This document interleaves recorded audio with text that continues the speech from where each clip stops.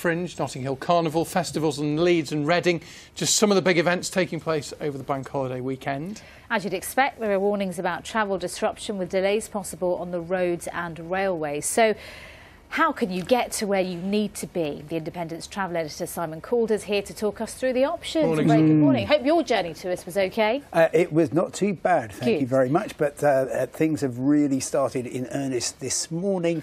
And I'm afraid if you are trying to get, for example, to or from Edinburgh on the East Coast Main Line from London King's Cross, or indeed to or from Leeds, well, London King's Cross is closed today and tomorrow, and it's also going to be mostly closed on Monday.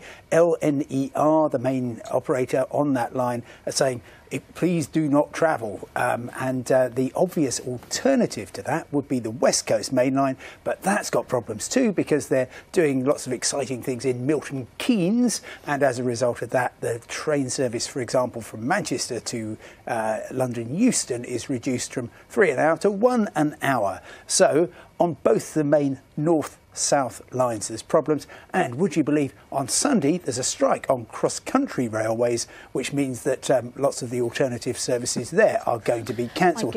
Is your journey really necessary? That is the main Simon, thing. if I've booked my ticket, say 3 months in advance for the bank holiday weekend, what are my rights as a customer? Right, well, you probably wouldn't have been able to get a cheap advance ticket. And one of the big problems when there's large-scale engineering works over the bank holidays is that they take away the advance ticket option, not actually because they want to make lots of money, they want to persuade people not to travel. But certainly on cross-country, with the strike coming up, they're saying you can travel on other operators.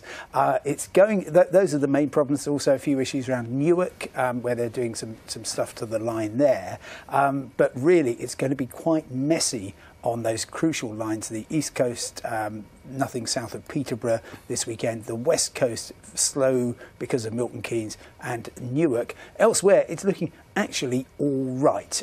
No extra problems so far this morning. Part of the problem, of course, when the trains are not running a full service is that people then are driven onto the roads, into their cars. How are the roads this weekend? Well, just avoid travelling today between 10:30 and 2, says the RAC. Tomorrow between 12:30 and 2:30, they say, is going to be particularly busy. And the trouble spots, well, you can kind of predict them. Parts of the M25 around London, the M6, particularly between the Warrington turn-off and the Liverpool turn-off, going to be busy today. And our old friend, the M5 going down southwest from Birmingham through Bristol to Exeter.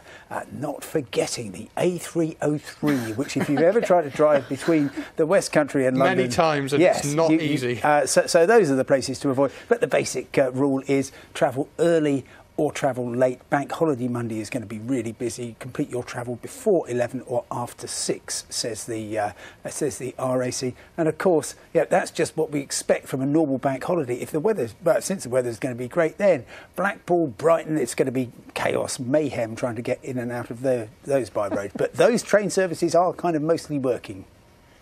OK, so that's trains and roads. What about people who are flying this weekend? Well, it's all looking pretty good. An incredibly busy weekend.